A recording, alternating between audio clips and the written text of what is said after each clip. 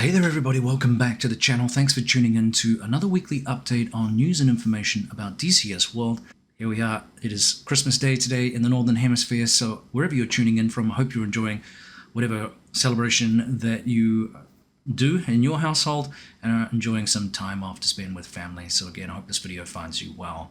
I'm your host, Prickly Hedgehog, of course, so in the tradition of Christmas, or in the spirit of Christmas, let's unbox another very interesting newsletter from Eagle Dynamics regarding the 2.7.9 open beta patch. And correction from last week, I did incorrectly identify it at 2.8, which it's not, 2.7.9, so thank you for finding that correction.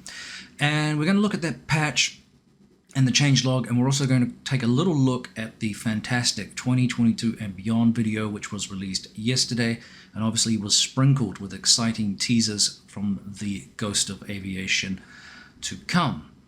Now, as mentioned, we're up to 2.7.9, and as I said, it's a huge patch, and the changelog is going to be too great to go through, but it does feature some significant changes to the Viggen, and of course many other aircraft as well, such as the F-16. We'll start, of course, with the global changes, just some highlights here. Again, we can't go through them all, just too many things, but the air-to-air missiles now have some significant changes.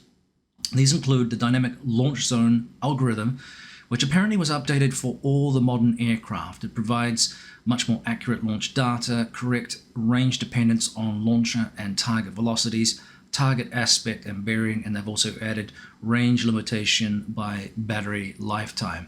They've updated the targeting angles and field of views for many of the air-to-air missiles. A little bit of a quip here. They have done changes to the Beslan Airport in Caucasus. They've actually closed down the bar there because too many planes were colliding during parking. They fixed a bug leading to a drop of performance when rendering a water surface, and they've also made these changes to the sound engine. These are in-house, not third-party ones, and the sounds will now continue to move with the source, and they've also updated the sonic boom, as you saw probably in a clip covering also the weather, which was put out on Twitter and elsewhere by Eagle Dynamics, which is pretty cool. Let's turn to the Viper, which is really coming along leaps and bounds and receiving a lot of attention by Eagle Dynamics right now. And you've seen these through tutorials and video features with WAGs. They, of course, have introduced now the ECM suites for it and symbology and functionality. They've even updated the pod's drag correction. In addition to that, of course, we now have the helmet-mounted queuing system, which was going to feature air-to-ground features, including things like steer point, sensor point of interest, IAM, Viz mode, Maverick, and mark points. And again, I can refer you to the videos for more information about those. They've added fire control radar jamming indications as part of this update to the ECM suite. They've also added radar ACM slew mode. When in dogfight mode, ACM mode, the slewing of the radar cursor switch activates the ACM slew mode that will search 20 degrees in elevation and 60 degrees in azimuth and pitch and roll stabilization, not in reference to aircraft longitudinal axis like the other ACM modes, however. This will be out to 10 miles or nautical miles. So this is a rather large area, and detection and lock may not be immediate. The elevation, high and low coverage is indicated, and based on targets at 5 nautical miles to exit, you need to hit the TMS aft switch. So again, a new feature there for dogfighting, which will be very, very handy. Now, as mentioned, there of course are a swag of other significant changes to symbology and other corrections for the F-16. Again, I'll have to refer you back to the changelog. It's just too much stuff to go through with all the other things I'd like to hit on this week. Speaking of things to hit on, of course, we're going to come back to a couple of things here with regards to electronic warfare, but the F-18 received a few updates too, including things like weapons should not work if the weight is on wheels, sensor is damaged, the improved FLIR image settings, range and aspects are now shown in the joint helmet-mounted queuing system for jamming targets. Now, as mentioned here, the electronic warfare stuff, which is really progressing nicely in the F-16. One thing that came up, Stormbird's blog, picked up this in comments from WAGs with regards to the electronic jamming systems. They're looking, ED, to embellish the electronic warfare systems and aircraft that support that to improve effectiveness and realism. And that's no mean feat, of course, given the complexity of the subject matter and the relative secrecy of a lot of these systems. It won't mean, of course, that we can move around the battlefield with impunity, but it could provide some more survivability and also some more interesting, complex mission creation considerations for campaign designers or mission managers in virtual squadrons, because you're able to do those kinds of missions a little bit more effectively, such as Wild Weasel, just as an example. So keep your eyes open for more info on that. It'll be interesting to see kind of how that branches off into its own niche, if you like, as electronic warfare is a whole topic in its own right, and also I guess it's own whole niche, which I guess is an oxymoron, but you get the picture. There's quite a lot of extra work that could be done in that area, so it'll be interesting to see how it evolves. Now, as part of this big patch and this massive changelog, of course, all of the aircraft pretty much got some sort of update. Some, like the Mirage 2000 from Rasband, received major updates like system noises and improved physics for the canopy, along with realistic cockpit sounds and improvements. Other aircraft received more aesthetic changes that were less comprehensive but still important. One, of course, is the F-14AB. Heat Blur overhauled all the night lighting in the Tomcat, and they also added the VoIP for the new DCS voice system.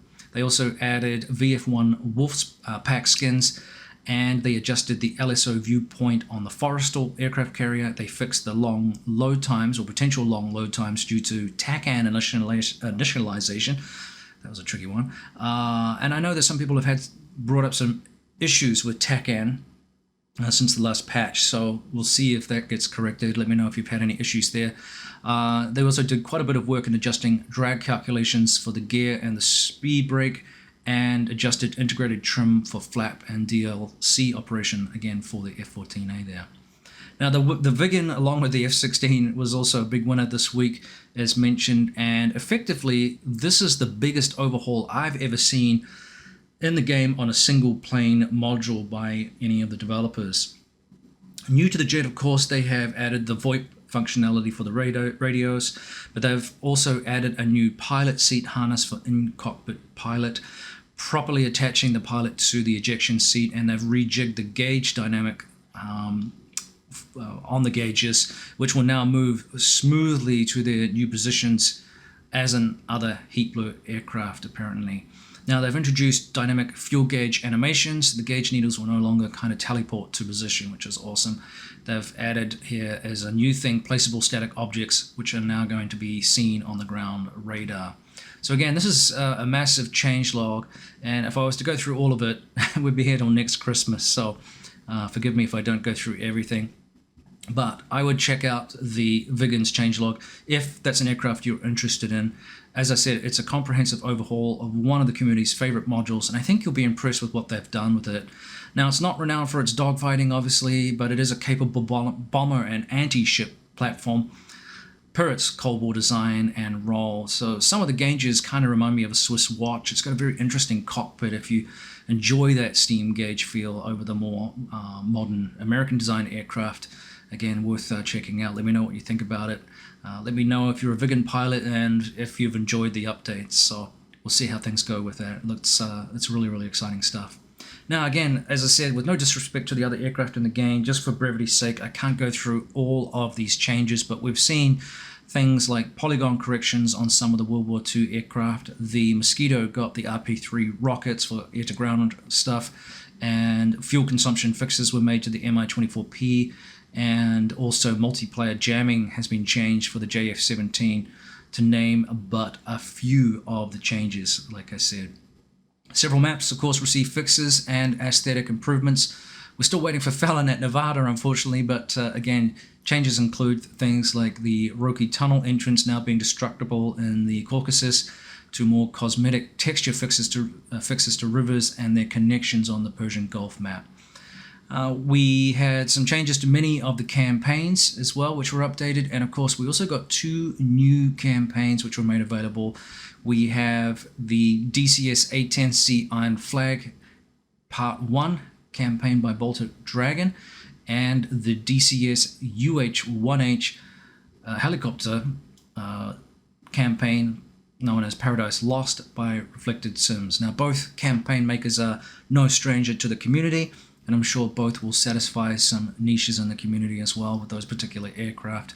Plenty of voice acting, razzmatazz, and some good thought that's gone into each campaign. So again, let me know what you think about that. I know Reflected is also working on a third campaign for the F-14 in conjunction with Paco Grici, former F-14 pilot who's probably familiar to some of you.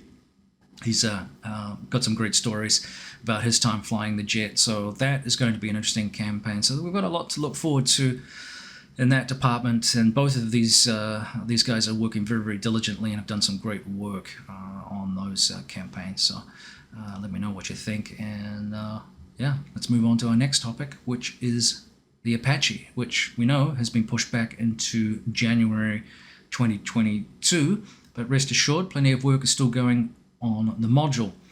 ED right now are saying that they're working on the Stability and Command Augmentation System, which is, according to the newsletter, sophisticated and requires considerable time for its modeling and implementation.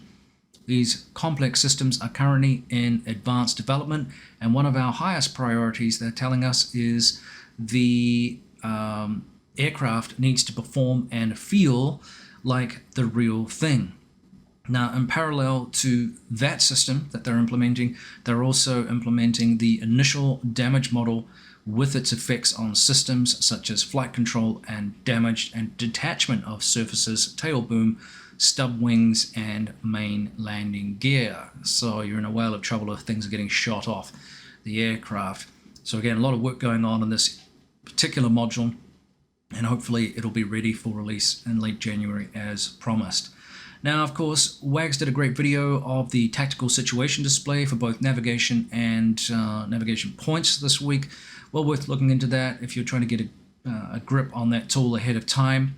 Now, if you haven't checked out Casmo TV's interview on the Apache, he reveals some of the input he has had on the Apache as a fairly modest SME. He didn't talk himself up at all, and I would suggest you take a look at it.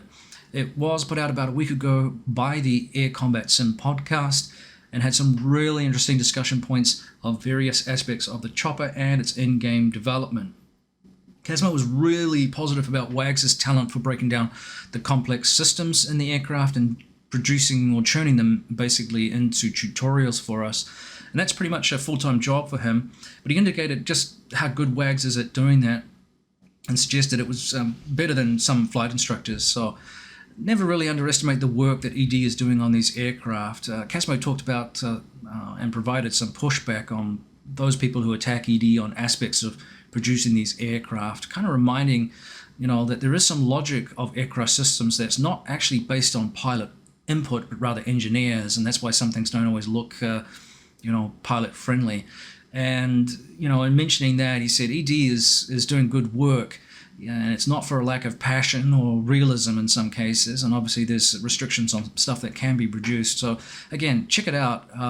The aircraft actually has been in development for about 2 years before it was even announced. So I suspect, based on the information we're seeing from Wags, the snippets that we've been given by Casmo in this interview, it's going to be worth the wait. So Casmo was it was a pretty interesting interview. I was very impressed with some of the discussion points in it. One thing he did remind us too is that a lot of players are really going to be really blown away by this helicopter because it provides a dynamic that a lot of the other helicopters don't produce right now, just because of the way that they are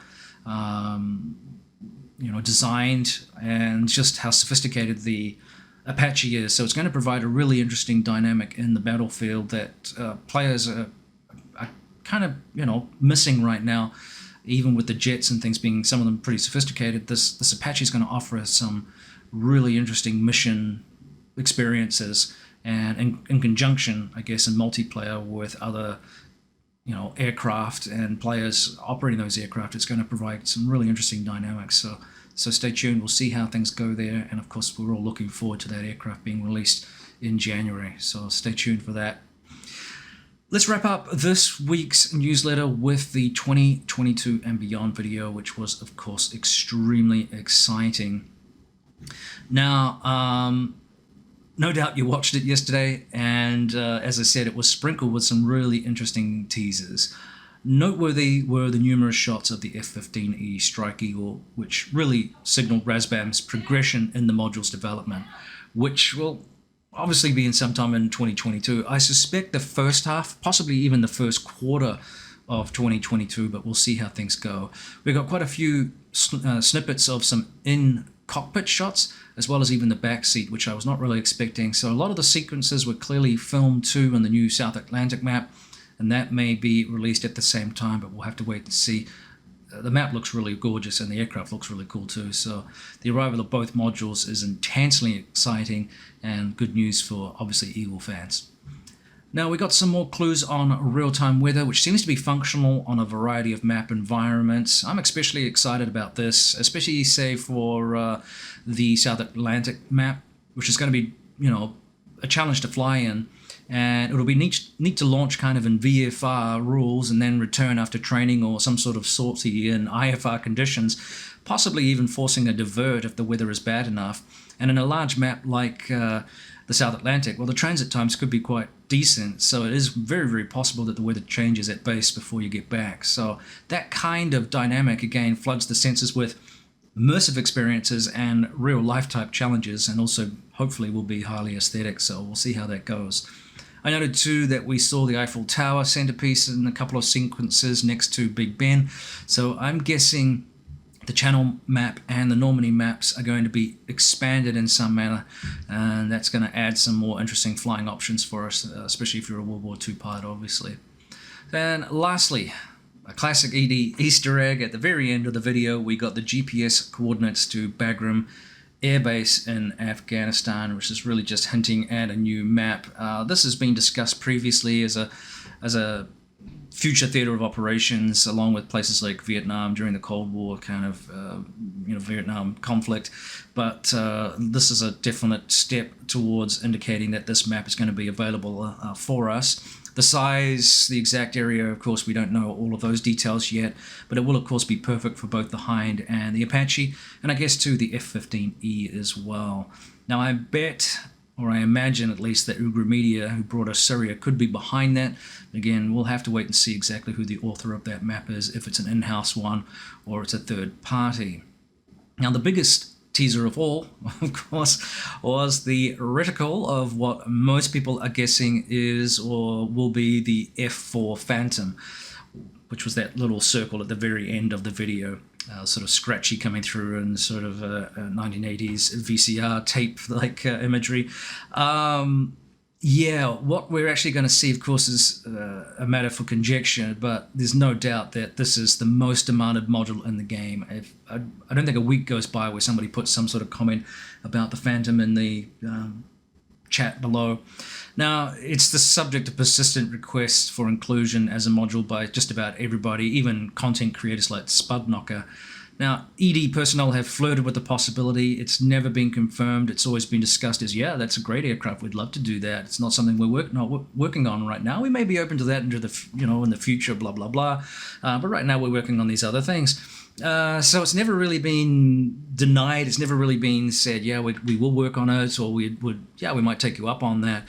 It was sort of maybe a third party, or, I've seen all kinds of interesting comments about this, and obviously tons and tons of speculation from the community.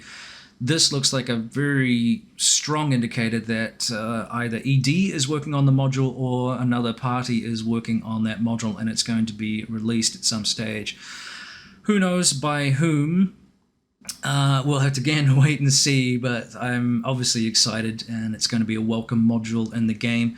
We'll have to wait and see what it's going to look like in the flesh, so to speak. It's still a mystery if we'll get a naval version or an Air Force version or whatever it is we're going to get. So stay tuned for more info on that in 2022. One aircraft I also enjoyed in that teaser video that we got was the A6, some really nice looking shots of that. So hopefully we'll see that in 2022 as well. It will be an AI initially, as I previously said, and then it will transition to a full fidelity module. It will join the Wegener, obviously, in the F-14 as another module for Heatblur, who are also working with True Grit on the Eurofighter. So there's a lot of stuff going on right now, and across a range of different things. So let me know what your thoughts are on this. One thing I think I guess the Phantom for me is also a little bit of a bittersweet thing, because it does mean that we still have a gap in the supply of similar Red 4 aircraft. Razbam is working on the MiG-23. There was a podcast earlier in the year where he talked about one of his developers breaking the aircraft. So they were reworking it. So we'll have to see if we get any more intel on that next year. But for now, it's sort of languishing behind. Maybe that's not the right term. It's pretty unfair, but it's further back in development than certainly the F-15E, which is going to be a good seller for Razbam. So stay tuned. So we have that aircraft. We don't know anything more about the MiG-29. So again, hopefully we'll get some news on those aircraft as a injection of material for the Red 4 pilots really looking for something else to fly. We just don't have a lot, unfortunately.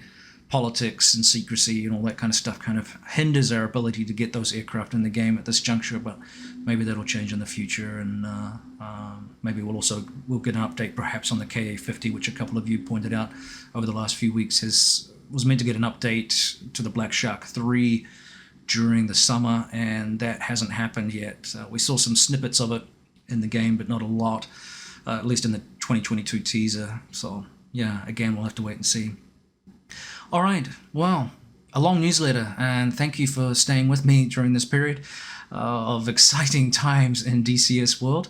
We'll make that do. Thank you for tuning in again. I hope you have a good holiday season. Don't forget to like and subscribe. We're on the cusp of 7,000 subscribers this month. I hope to be able to do it. We've got a week left, maybe a few days. So help me hit it there. It's hugely beneficial for the channel, and it's obviously great motivation. So click that button. Thanks again. Take care. Prickly Hedgehog out. We'll see you next time. Cheers.